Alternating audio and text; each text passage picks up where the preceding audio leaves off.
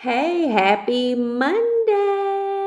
I am so excited to be here with you all. This is She Got Faith, LeLe, your self love advocate, the founder and host of Healing She Got Faith and the Healing She Got Faith radio talk show. Yes, how is everybody doing? I hope that you are doing well. I'm super excited because today is March 14th, which, if you're from St. Louis, it is our very own national holiday, 314 Day. I know nationally it's known as Pi Day, but in St. Louis, we have named this as our national holiday. So today is a pretty big day, pretty exciting day. We will definitely be celebrating 314 Day throughout this episode. I'm super, super excited about that, as well as we're going to continue our series. We are now in series 4. Can you believe that? I'm just moving along with this show, okay? Can we just take a moment to say that? Okay. So yes, we are continuing on discussing social work. So if you missed last episode, you can catch the replay, and I broke down the 3 sectors of social work for you. So today I'm actually going to be talking about community social work versus clinical, what that looks like, why is it different, how is it different, what the heck does that even mean? As well as, you all know, it's Women History Month, so we will be celebrating women and just dedicating some time and gratefulness and thankfulness to our lovely, lovely, lovely women. Okay. So yes, yeah, I am so excited to be here. So I don't have a deck of cards today, partly because I knew we would be talking about a lot of different things. And sometimes you just don't need it. I mean, just to be completely honest, like sometimes you just have to know your worth. You just have to know that even if you pick a card or you don't pick a card, you are so worthy. And today I just had one of those days. I'm like, you about to be talking a lot. It's you don't have a guest. In February, you had a guest every week. Let your audience get back to you. Let your audience know who you are. Remind your audience of who their founder is. And so that's what I'm doing today. So I am LeLe. I am a macro social worker, community social worker. And those are the same thing, yeah. So you'll hear me intertwine between that. Macro literally just means bigger community. Community means, bigger. Anyway, so yes, I am LeLe. I am your local self-love advocate. I founded Healing She Got Faith in 2019. I became a business in 2021, I think. So I started off as a blog. Okay, it was the middle of the pandemic. I was living in New York, and I've always liked writing. I've always liked blogging. I've had blogs before. Never just been consistent, but I was very passionate about this, and so I created my own website. Once a good old Wix, created my own website, and I literally just started blogging. I started doing YouTubes. Not the best at it. If you catch the replays on YouTube, you can still see I'm not the best at it. But one day I'm gonna have a team, y'all. One day I'm gonna have a whole team. I'm gonna have a hairstylist. I'm gonna have a videographer. I'm gonna have a makeup artist. I'm gonna have a stylist to get me together. I mean, I'm gonna have my nail tech. I'm gonna have a photographer. I'm gonna have a team, y'all. I'm like speaking into existence because I know that what I bring to the table, and I know that I'm very passionate about what I do, and I know my audience knows that and appreciates that and takes it into consideration. So we struggling a little bit right now, y'all, but trust and believe, it is not holding us back. It is not stopping anything. We are truly just moving forward and doing what we need to do. Okay. So yeah. So I started off blogging. I never wanted to be an entrepreneur. I honestly was looking for a job in New York. I was really working on my social work license, the LMSW, which is a general license for social workers. And then you can move on to clinical, which we kind of talked about that last week, and we'll definitely start talking about it this week. So with that being said, I was really focusing on connecting with organizations and really finding a position to work at a nonprofit, to work in corporate. Like, honestly, I was just trying to find a position that would work well with a macro social worker, whether that be a bank, whether that be the Boys and Girls Club, whether that be a children's home, whatever it might be. That is what I was looking for. So I started blogging because while there are mental health resources, they're very hard to get to, especially if you're an adult, especially if you're over the age of 18, especially if you're in this weird age gap of 18 between 65. It is extremely hard to find resources. Not impossible, but hard. So with that being said, when my mother passed away, myself, my brother, my sister decided we wanted to look into resources. And again, while there were resources, they were not attainable. So what does that mean? We have quite a few grieving organizations in St. Louis where they are phenomenal. They do not cater to adults.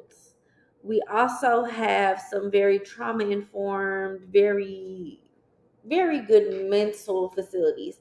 However, they have waiting lists. So when it comes to that, we were adults who were grieving, who were looking for resources. So one of the places that I know, and I go to a lot of their events, they are a grieving organization for kids. It's called Annie's Hope. Phenomenal at what they do. They have a great partnership in the community. They do amazing work. While we were talking to them, we were just kind of like, yeah, we're looking for like grief groups, therapy. I mean, at this point, we'll take whatever. And they were like, yeah, we don't really have anything for adults. I mean, you can come and use our library. We can refer you. We can do different things. But like right now, there's a waiting list on everything. And right now, we're short staffed. And it was just a lot. This is actually pre-COVID. So I can only imagine what COVID looked like. So we go through that, and I'm honestly like, man, that's actually kind of ridiculous. Not saying anything towards Annie's Hope, but just the amount of, we have the resources, but they're not attainable. There's very limited access to them, and the reality of us having the access to them is kind of slim to none. Okay, cool. So at the time, all of us had jobs. We were able to use EAP, which, if you don't know what that is employer assistance program, EAP. So we were able to do that through EAP. We were able to get therapy. We were able to contact some local counselors. We got the whole family in therapy. Okay, cool. However, as a family, as a unit, we still wanted to. And so I'm a social worker, so I'm like, man, this should not be this hard. Like, it should not be this hard to be able to reach out to people and make things happen. And with that being said, I was actually on the other end. So I'm used to referring people. I'm used to, advocating for people. Well, now it's time to advocate for myself and my family, because at the end of the day, that's what we were lacking. And so I was on the other side of that. So, and I talk to social workers all the time. They're like, well, they do exist. You just don't know about it. A lot of the times I do know about it, but these places have limitations. Limitations meaning they only cater to a certain demographic, whether that be veterans, whether that be teen pregnancies, whether that be men, whether that be women, whether that be people 18 and younger. So a lot of these places do exist, but they don't exist for just regular people. There's always limitations to that. So for me, I'm pretty regular. I am 30 years old, single, no kids. I mean, I'm no longer living in poverty. So they're really, when it comes to me on paper, I look fine. So when it comes to finding resources, I'm constantly having to, one, pay out of pocket, and two, I'm constantly getting denied because, again, on paper, I look pretty normal. So I didn't feel that that was fair. And while I do have a master's of social work, I didn't quite want to open my own business. But I was like, let me start this blog and I will definitely see where things go. I at least want like an online platform. I at least want to be able to connect people to things. And it started me on this journey of looking for resources. Like, honestly, seriously, like just going on the internet, typing in different things, like just figuring out, okay, like people are telling me these things exist. I haven't yet found them. So let me do my own research. So that's what I started to do. I launched the Healing She Got Faith blog in 2020 on my dad's, I think it was his 13th death anniversary, 13th or 14th. I can't really remember. Um, but I did it in honor of my father. So I launched it. I was super excited.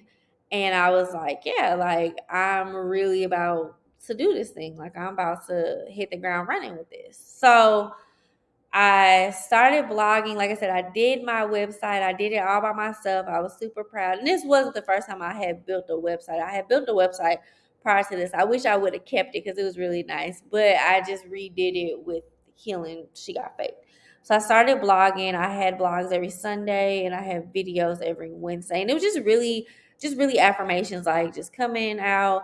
I would go on Snapchat. I would go on Instagram stories and literally like just do silly stuff, read cards, just really speak life into people and whoever would watch it. I didn't realize I had a fan base until like I low-key disappeared and people were like, oh, you okay? Where you at? Like we come on your stories every day to see what you're doing, which was it was honoring to me because I honestly just started it just because I knew things needed to change. And so that's really how Healing She Got Faith started, was because I just saw a need in the community. So, okay, that was pretty much me reintroducing myself, me reintroducing Healing She Got Faith. And honestly, I'm at a place right now where I'm just super proud of that. And I'm very passionate about social work. I'm very passionate about being a woman in social work. I'm very passionate about getting light into the social work industry. And then also too, like, I'm just excited today because it's 314 day. Like, if you're not from St. Louis, like, you don't understand the excitement, but like, it is a whole vibe today. Like today, later on today, I'm going to a arts expo with people from the community. Like, it's a whole holiday, y'all. Like, we have meals, we have certain drinks. I mean, it's a celebration. So I'm super, super excited.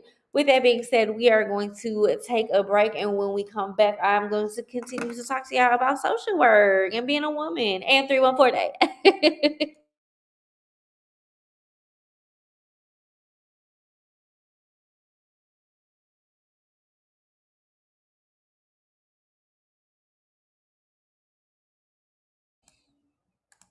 Welcome back to the Healing She Got Faith show. It is LeLe. I am your self-love advocate, and you are listening to this on Total Entertainment Radio. We are here every Monday at 3 p.m. Central. So if you didn't know, yes, Healing She Got Faith started off as a blog because this grieving social worker was on the other side trying to figure out where the heck are these resources? Where are they? My biggest passion was figuring out resources for adults because I oftentimes had seen that we had resources for kids, which, don't get me wrong, kids need it. But in my generation and the generation before me, we lack that sense of resources. Most of us were taught that therapy is like, it was such a taboo. Therapy was wrong. You were crazy if you went to therapy. You were just not healthy. We weren't allowed to talk about it. It was embarrassing to our parents. So it was one of those things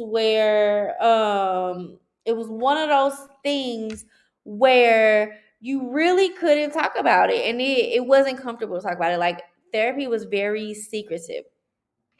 As I got into social worker, I learned that like therapy isn't the only resource that exists. There are a lot of different things, which is where social workers come into play.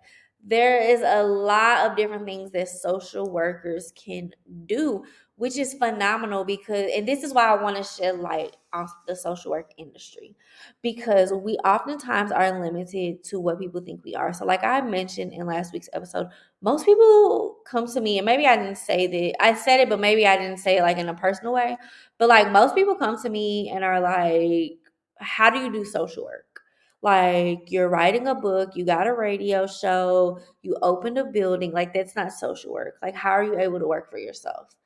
And that's the thing. You're not educated about social work. You don't understand what social work is.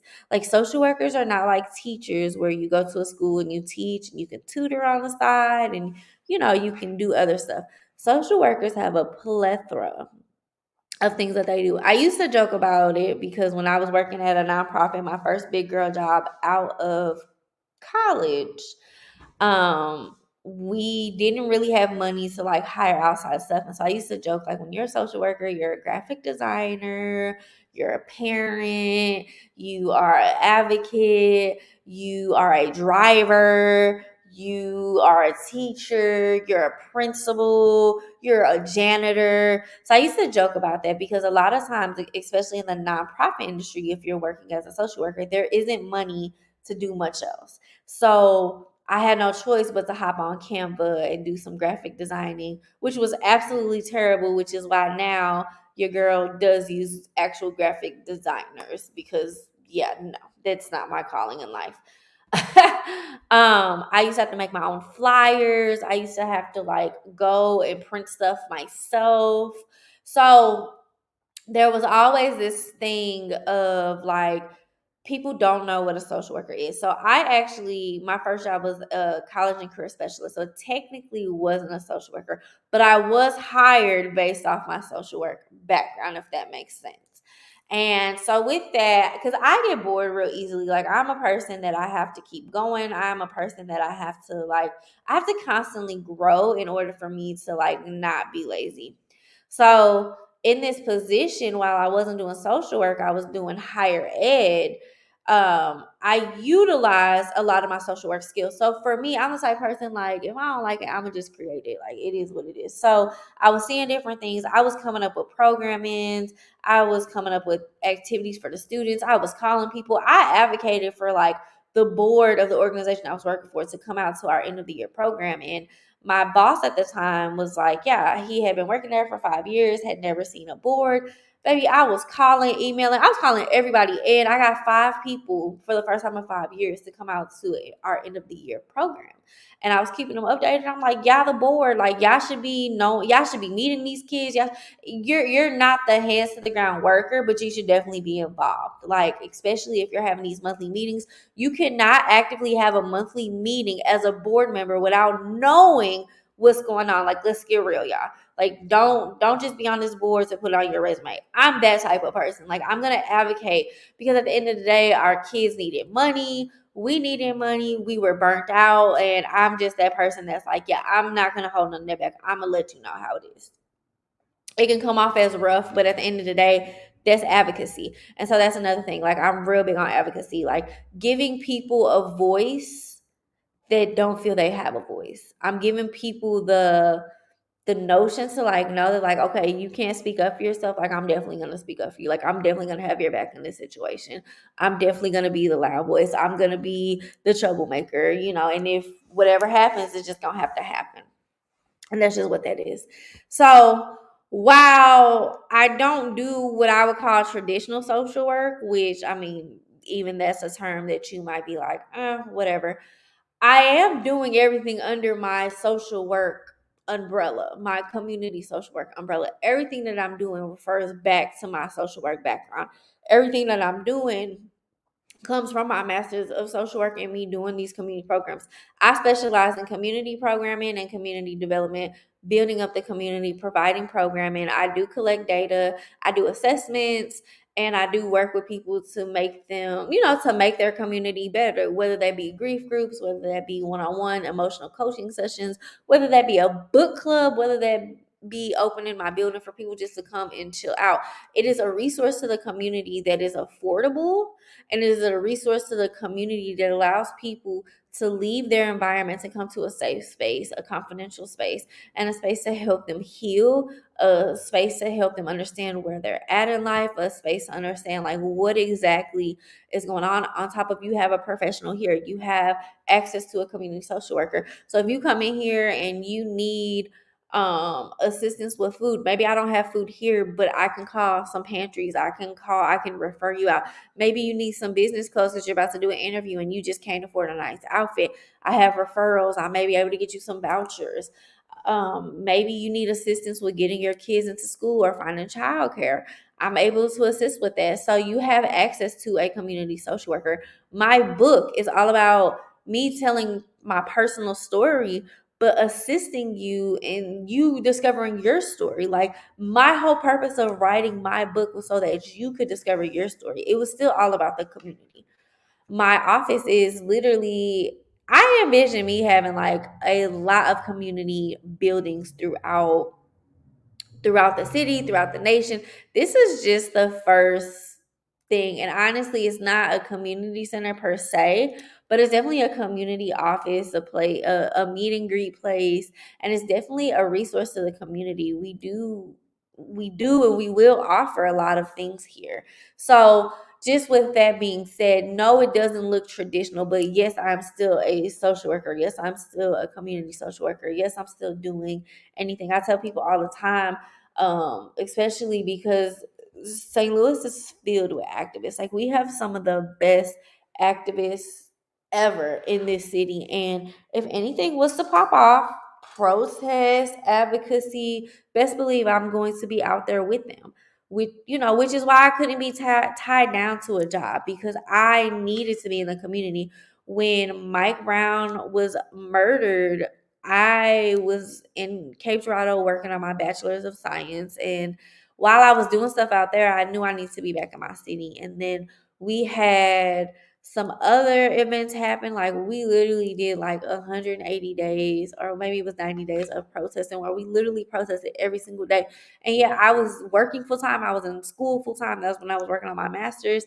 And like, just out there, I think I also had a part-time job, y'all. Like, it was crazy. And I was still out there. And I was like, I cannot be tied down. Like, this is my calling. Like, that's where I'm supposed to be. Like, I need to be out there with people, advocating for them, making sure people are safe, making sure people understand their rights. If I need to protect people from the police, like, definitely, like, that is my calling, and that is what I will be doing. That's what it is. So with that being said, like, I am now at a place to where I do own my own business, and I am creating programs, and I am doing stuff. But if my community needs me, I am at access to where I'm able to get out there. I know how to build partnerships. I know how to build a programming. I know how to do things like that.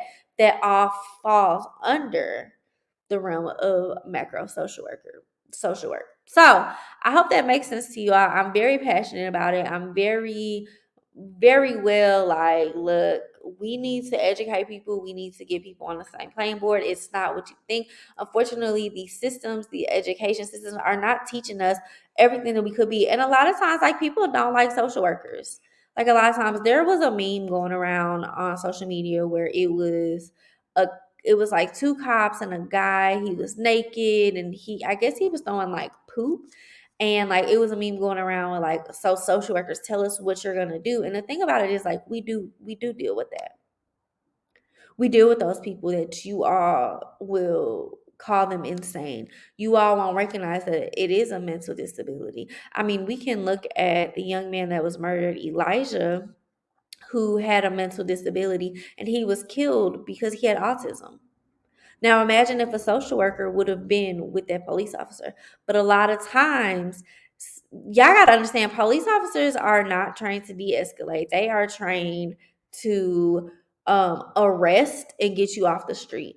Us social workers are trained to de escalate a situation. Even in a situation where, like, someone is about to, like, shoot up a school, we are trained to be able to talk to people like that. And I know that's a very sensitive topic, because in this country, we've witnessed that one too many times. But in a lot of, even in domestic violence situations, cops are not there to solve the problem. They're there to make it stop for the moment. Whereas a social worker knows how to work with both the victim and the problem, if that makes sense. And that's the thing. Us social workers do not get the credit. We don't get the recognition that we deserve. And a lot of times our industry is looked down upon because we're looked at doing stuff that, like, okay, anybody could do that. Like, literally, as I was getting my social work credentials, like, people, like, it would be teachers, it would be pastors. I'd be like, well, I'm a social worker, I do this. No, like, being a social worker is not as easy as talking to people. Like, let's be honest.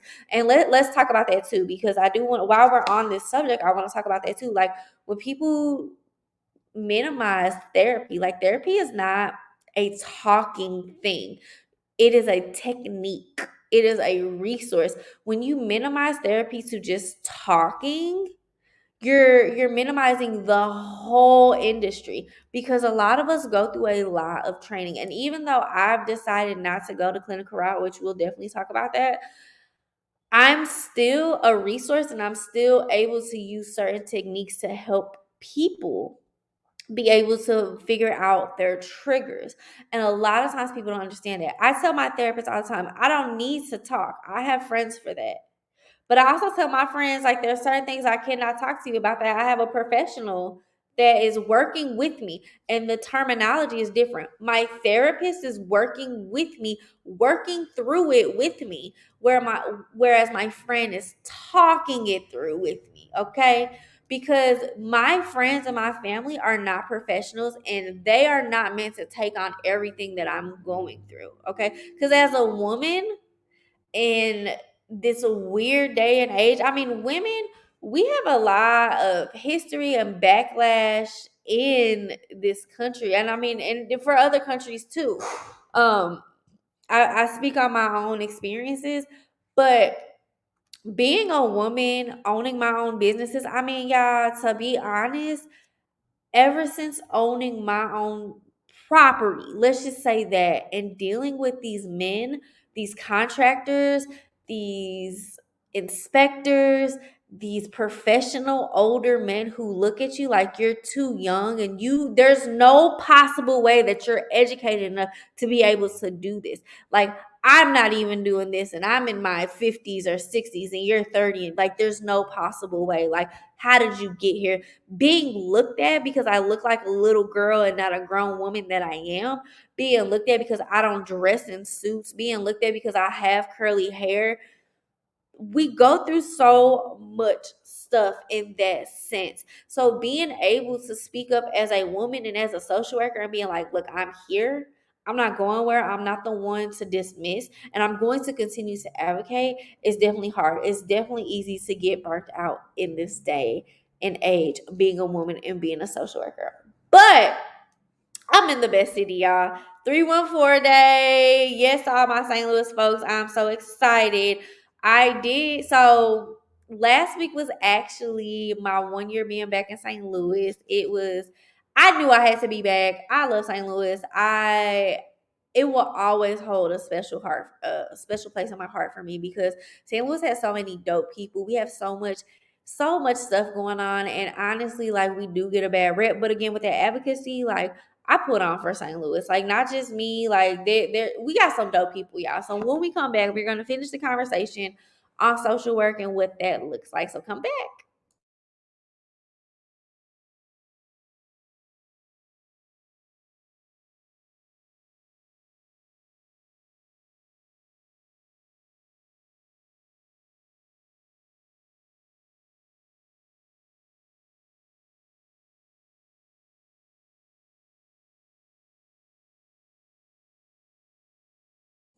Welcome back to the Healing She Got Faith show. It is LeLe. You are listening to us on Total Entertainment Radio. Okay.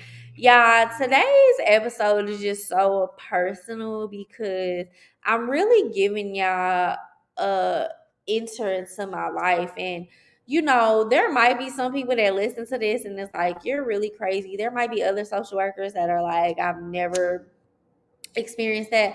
There might be other people that are like, girl, you just complaining. And the thing about it is, I don't care. I don't care because it's my story and it is what I'm doing and it's what I'm speaking on. And, I'm a big fan of like, take what resonates you, take what doesn't. I'm a big fan of like, if you don't like what I'm saying, you don't have to listen to it. It's perfectly fine that you don't. I'm okay with that. But I do think that these are things that need to be discussed. One, I love St. Louis. And with it being 314 Day, I want to put on for my city. I want you all to know that St. Louis is one of the best cities in the world. I will stand on it. I don't care what the media has told you. I don't care what anybody else has told you. St. Louis is that deal. And we will always be that deal, period. Okay? Being a social worker is amazing. Being a social worker is amazing. It is one of the best things that I've ever been able to do. I am so happy that God chose me to be a social worker. I'm so happy that this is my passion and this is everything that is supposed to be. I'm extremely excited about that. Um and then being a woman, y'all, like I do like being a woman. I've learned a lot about the woman body. I've learned a lot about the woman autonomy. And honestly, as I've gotten older, I've just learned to learn more about my body because unfortunately, like health class didn't teach me things about my body. I understand my menstrual cycle a lot more now. I understand what my body does.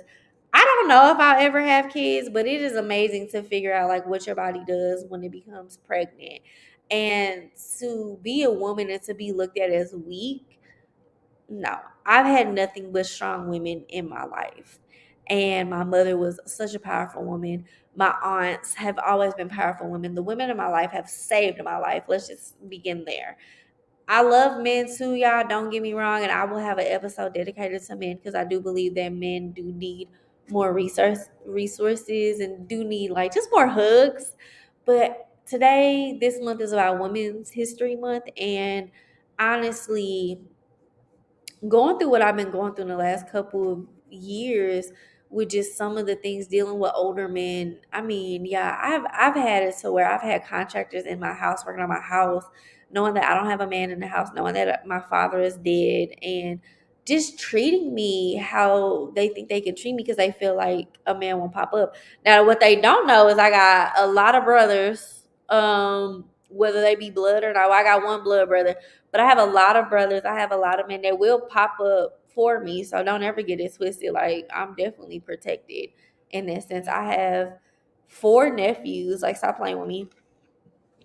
I have some of the best guy friends that you could ever ask for. Like, let's just be completely honest, y'all.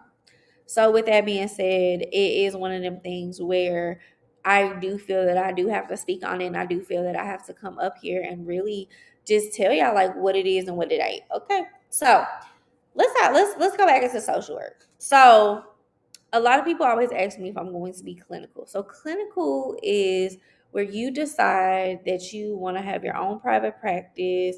Typically, you can diagnose people. You have access to medicines. You have access to working with people and diagnosing them. That has never interested me. I've never wanted to be like a one-on-one social worker. I've never wanted a private practice. And let me just say this. If I were to have a private practice, I would definitely hire a clinical social worker to work with me to have that, or just another therapist or another like psychologist, because you don't have to be a social worker to get a therapy license. You do have like public health professionals, you have psychologists, you have sociologists, you have people who just go back to school, go back to get their masters and doctors in like marriage and family therapy. So you do have people that are not necessarily social work background, but they have other things that lead them to being in the therapy industry, which is phenomenal. So I would hire that. However, I was just never interested. And part of that was because I did almost 6 years in undergrad, and that was my bachelor's of science in social work. And then I did 2 years in my master's level course, which I just didn't have a typical experience in either one of those degrees. So I'm kind of a little against school and being in school longer than I need to be. With that being said, um, I really didn't learn about the licensed master of social work, which is a general license that it really doesn't make sense. And each state is different too. So that's the other thing about social work. Each state is different. One state might require you to have an LMSW, another state may not. Other states only have the licensed clinical, which is the LCMSW. Other states don't. It really just depends on where you're at. It depends on your states, which this is why when you're becoming a social worker, they need to teach you how to investigate laws and know how to read laws, because we deal a lot with the law, whether it's with our personal journey or with our clients' journeys. Okay, so if you are an up and coming social worker, make sure when you're in these programs, you're advocating for them to teach us these things, to teach us, to have a law class. Like, we should at least have one or two law classes in our curriculum, because we need to be able to work with it. Like, we will be working with the law for the rest of our career. So I decided to go to New York after my mom had died because, one, that's where my family is from. I was the only child of my parents who did not live in New York. I just needed to get away from St. Louis for a little bit. I just knew too many people. Too many people were dependent on me. I needed to heal. And also, too, like, I didn't have either one of my parents. So I wanted to go to where they were from to kind of do some investigation of myself. That was part of my healing journey. While I was there, I decided to take the LMSW test. I failed the first time by 4 points and the second time by 2 points. I honestly did not know about the LMSW until my last semester of grad school. Throughout my whole program, I never had got talked to about the licensure. I never even understood exactly what it was. Honestly, in the state of Missouri, you don't need to have a license to be a social worker. So honestly, everybody was telling me, like, you don't need it. Like, it's there, but you don't need it. So therefore, nobody ever spoke to me. The final semester came and I was offered this course that was pretty much like, you can come study, we'll help you register for the test, we'll help you get it away. So a lot of people think with a social work test, it's like the ACT where you could just sign up and just pop up on your chosen day. Absolutely not. There are so many fees and paperwork that you have to do to, and then also you have to complete and turn in. It takes about 6 weeks to just register for the test. Okay, and even in those 6 weeks, you're not even eligible to pick a date. Like, they have to make sure everything is in line. So, and then also too, it depends on your state. So each state is different. What I learned is the social work industry in New York was much different than the social work industry in Missouri. So in New York, social workers have a lot of respect. Their whole system is different. Their curriculum is different. They have a lot of respect for social workers. In Missouri, it's a little different. Um, yeah, it's different. It's a lot of different. Everything looked different. And uh while I was in Missouri, I was okay with where I was because I didn't need all these extra credentials, because Missouri just doesn't require that, which when you think about the systems, a lot of it makes sense. And then you go to a place like New York where they do require the credentials and you're like, this is ridiculous. But you also see how they love social workers differently. So I was able to experience that and had a lot of things. I ended up going to the National Association of Social Work workshop to do a study session for this test. So they do it like every month. They have a workshop, you get a textbook, they go through questions, they kind of teach you how to take the test. So I was taking it, so I was doing that. But I learned that they changed the LMSW every 5 years. So they changed the curriculum, they updated it, make it more relevant. And so I had just missed the mark. So it was updated in 2018. I think I took the workshop in maybe 2019, maybe 2020, something like that. So I was like, okay, cool. So what I learned was the LMSW had a lot of clinical questions on there, which in the curriculum that I took, I've never had a medical social work class. It just didn't exist. I think maybe one time I took a health and social work, but all I really did in that class was read books. It didn't teach me acronyms. It didn't teach me about medicine. It didn't teach me any of that. The knowledge I have of, like, medical needs in social work is very, very basic.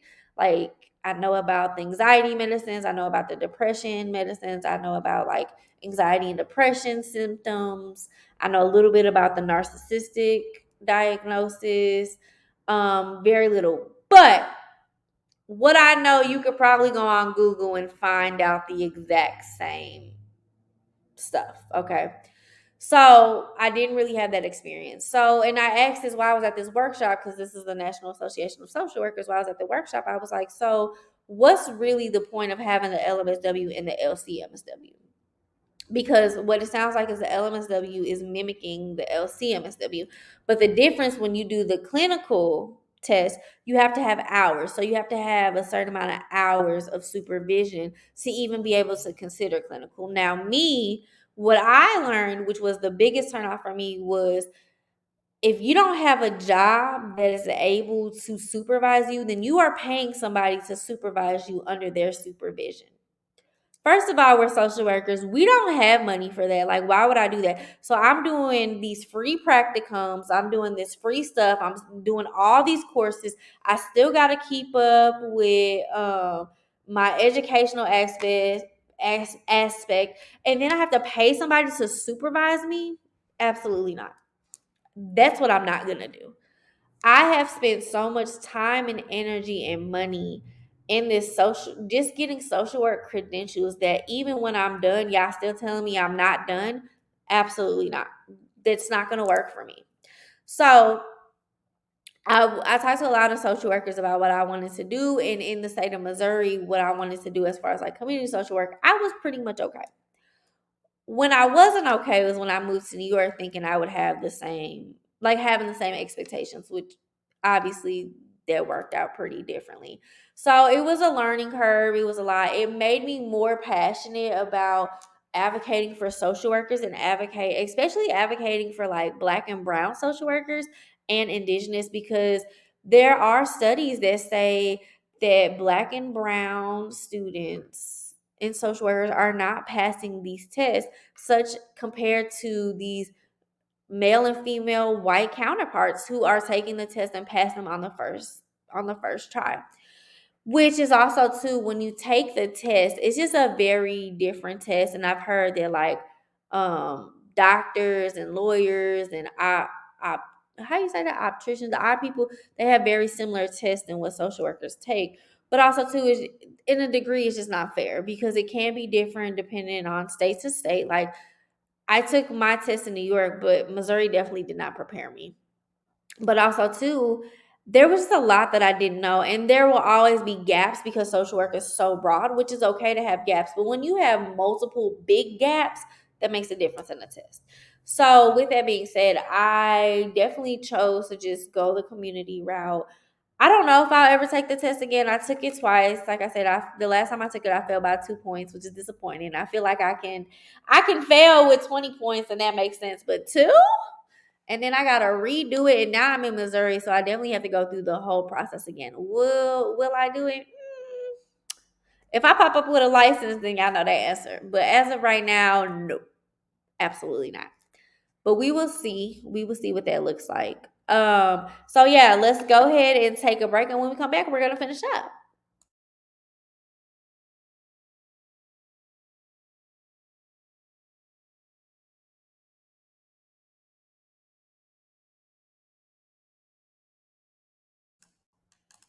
Welcome back to the Healing She Got Faith show. It is LeLe, your self-love advocate.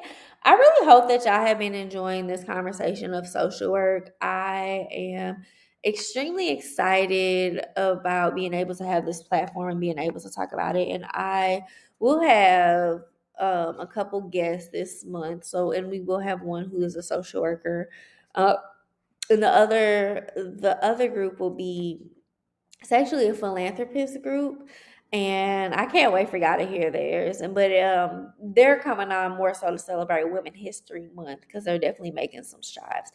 But these last 2 episodes have been extremely different than what I'm talking about, because I usually talk about healing. I usually talk about being able to embrace your story. I usually talk about just having the mindset to be able to do things and the mindset to be able to know your worth. But this, I'm actually talking about my professional journey, and I'm actually talking about why I chose and why I do the things that I do, and why I'm so passionate about certain things, which I think that's a different side that most people don't get to know about me, because I'm definitely more of a personal, authentic. I don't really talk about my professional life. I don't really talk about my love life. I don't really talk about like just other things that I go through, because one, it is hard. Two, it's hard for me to explain. And three, people just have their own opinions. And I'm just at a place in life where I'm just like, yo, you're not even listening. So, should I continue to talk?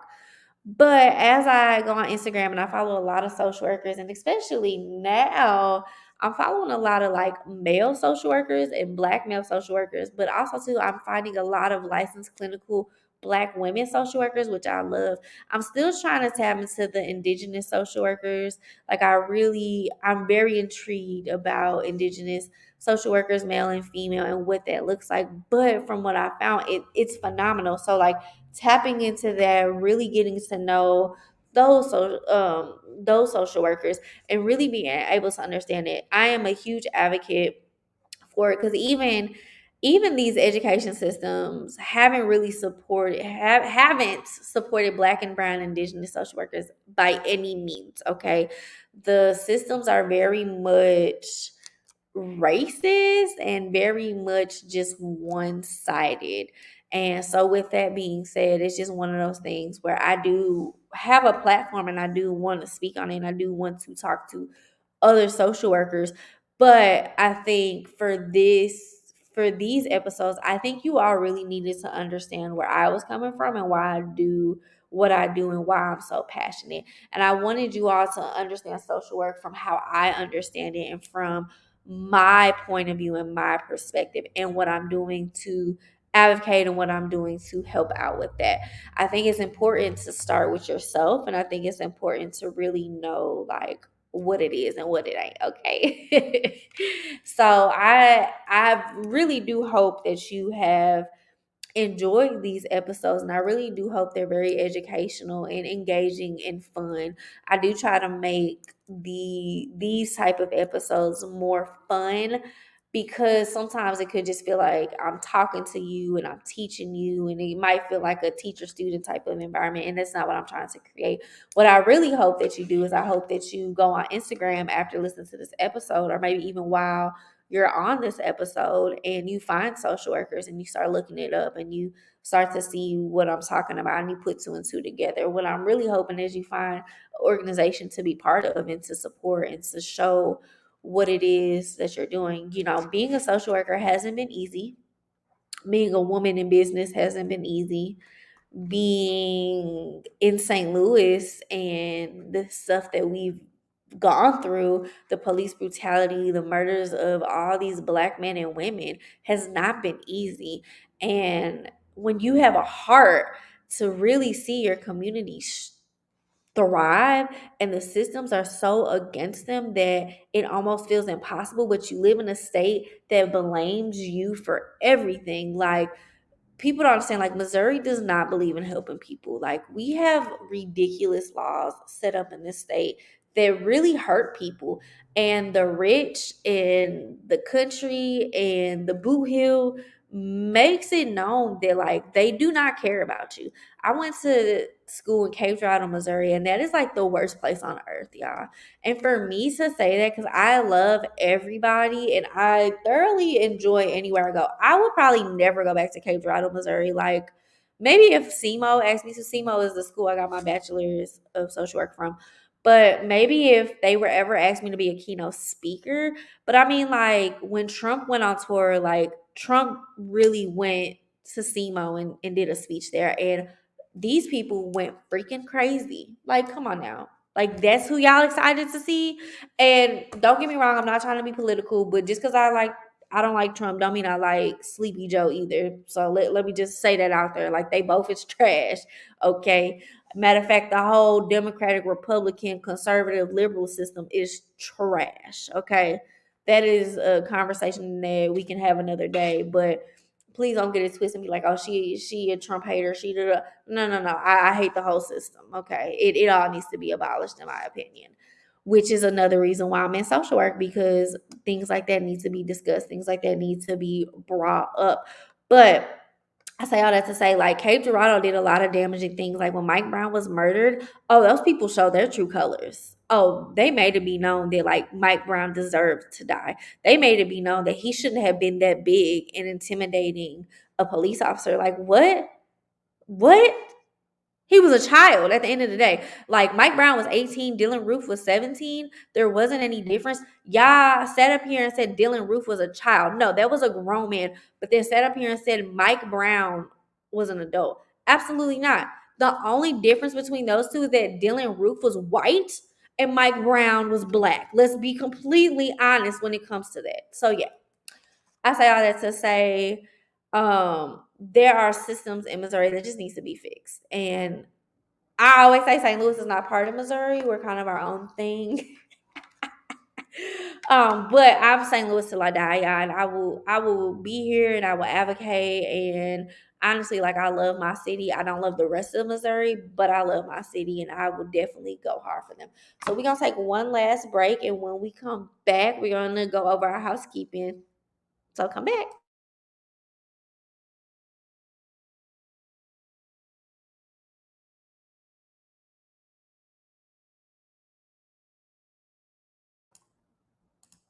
Welcome back to the Healing She Got Faith show. I'm so sad. It's the last few minutes of the show. So a couple housekeepings that I want you all to know. The Healing She Got Faith blog is back. We release every Wednesday at 6 p.m. I'm lying, at 3 p.m. Central. I don't know why I said 6 p.m. But yeah, so Healing She Got Faith blog is back every Wednesday at 3 p.m. You can go to healingshegottfaith.org/blog. Make sure it's all lowercase. Otherwise, it's gonna send you to this link that says it doesn't work. You can also check us out on Instagram, Facebook, Twitter, YouTube, Anchor, Spotify, Apple Podcasts. We will be launching some new programs coming up. So the month of April, we will be starting a book club. It will be an in-person and virtual option. The book club will go over the book bundle. We will meet every Tuesday in the month of April. April makes 2 years that Healing She Got Faith has been alive. So in honor of that, we will be doing a book club going over Everyone Has a Story. If you have already bought the book bundle, the book club is only $15. If you did not buy the book bundle and you would like to purchase it, it is $45. And so be on the lookout. You will be able to go on healingshegottfaith.org and be able to reserve your spot. Also, to be on the lookout for the calendar on healingshegottfaith.org, because again, we will be releasing some grief groups and community programs really soon, especially for the summertime, because we want to keep people engaged. So definitely be on the lookout for that. If you are in St. Louis, and even if you're not in St. Louis, my family has opened up a dog store in our mall, the St. Louis Galleria. It is right across from the Apple store. We are still taking doggy donations, but also to please feel free to walk around and purchase some stuff for your four-legged kids. We have a lot of stuff. We have some vegan options. We have snacks. We have some doggy wine and beer. And yes, my dogs do drink that. We also have some CBD snacks, which if you're into that, we have that. But we have beds. We have leashes. We have, what's it called, harnesses. We also have a photographer, a pet photographer that did a phenomenal job with all of our dogs, which the day she took pictures, we had over 20 dogs there. So that was fun. She's phenomenal at that. So yeah, I will have all of this in the show notes. Happy 314 Day to everybody in St. Louis. And if you're not from St. Louis, get with the program. It's definitely 314 Day. Happy Women's History Month. I hope I'm sending my love to all the women out there. And a happy Social Work Month to all the social workers everywhere. I love y'all. Always remember to love you the way you love the world. I am your self-love advocate, LeLe. She Got Faith, founder of Healing She Got Faith, and of course the host of the Healing She Got Faith radio talk show only on Total Entertainment Radio. All right, y'all. Have a great rest of your Monday. Bye. Love you.